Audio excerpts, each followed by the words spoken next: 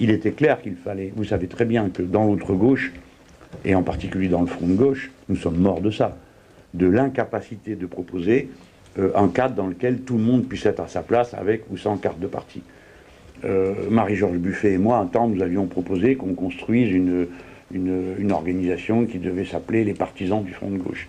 Bon, tout ça a été refusé par le Parti communiste, c'est bien son droit, mais à partir de là, nous avons commencé à croupir, on a un cartel de partis. Les partis sont indispensables et leurs comités de liaison le sont tout autant. Mais ça ne peut pas être la perspective que vous proposez aux citoyens, parce que vous savez très bien qu'il y a un message implicite. C'est venez, hein, vous soutenez, mais c'est nous qui décidons. Et nous nous arrangeons entre nous. Donc c'est ça que ça veut dire quand vous faites un cartel de partis. Tandis que quand vous faites un mouvement, bah, tout le monde vient, participe, donne son avis. Bon, je règle deux problèmes d'un coup. Le problème de la candidature est le plus simple, M. Ramonet. C'est le plus simple. Des gens veulent faire croire que c'est très compliqué de s'accorder. Oui, c'est difficile de s'accorder, mais il n'est pas difficile de trancher. On le sait depuis Alexandre et le nœud gordien.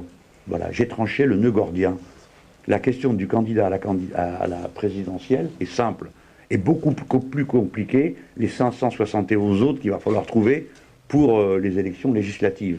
J'observe que personne ne propose de faire des primaires à la base et autres sornettes à ce sujet. Je crois noter que, par contre, c'est même le contraire. Tout le monde aimerait bien que ça se règle à quelques-uns dans une pièce et qu'on n'en parle pas trop. Eh bien, cela n'aura pas lieu. Il y aura des candidats de la France insoumise dans tout le pays à l'élection législative. Alors, qui ce sera? Je ne sais pas à cette étape. Mais il y aura des candidats de la France insoumise partout. Je règle toutes les questions en même temps.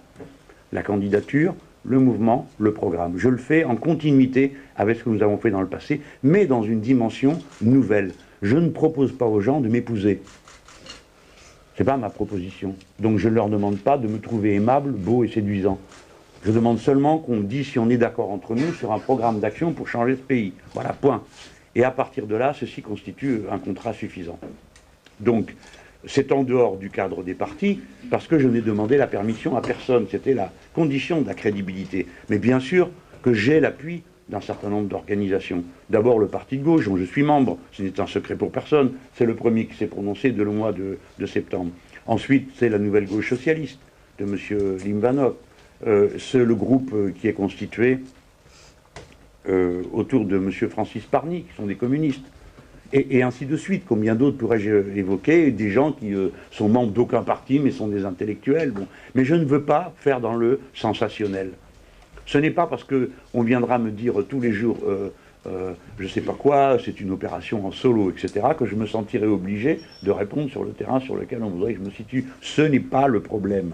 Les personnes importantes, les parfumés, les importants, le moment venu, occuperont tout l'espace qui est naturellement leur est dû et sans lesquels le monde est vide, cela est bien connu.